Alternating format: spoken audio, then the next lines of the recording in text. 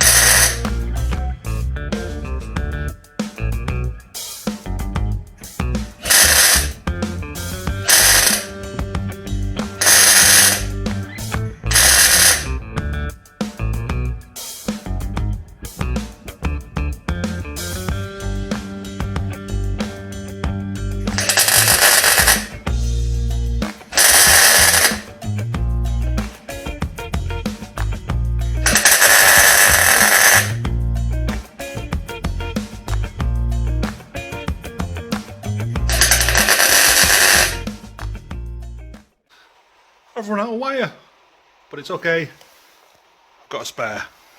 Get that changed and carry on. Right, sorted, can carry on now. Right, that's it, mostly welded in. It just needs a bit of tidying up around some of the welds here and here. But I'm happy with how it's gone. It's nice and strong. This piece up here is a bit rusty though. It's a bit kind of pinholes and things in it there. So I've got this piece, which I cut off the other inner wing section.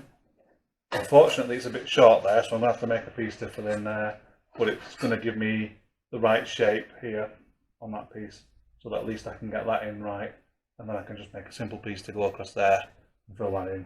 So I've marked it out. Next thing to do is to cut along those lines and remove that, and then this can go in. Yeah, I'll need to figure out where to put that hole as well. The one on the other side matches, so I'll put this in as it is, measure where that one is, and then drill it onto this piece, well onto this piece when it's welded in. Right, I'll get on with that.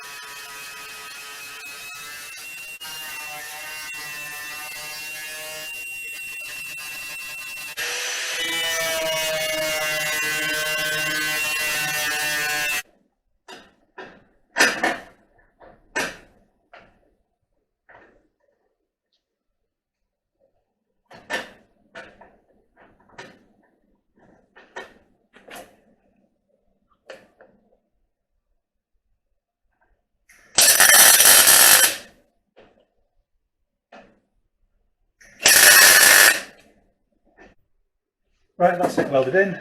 Next step is to just cut this little piece here and make a piece to go in there.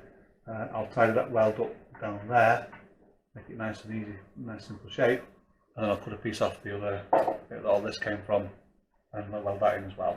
So that's next.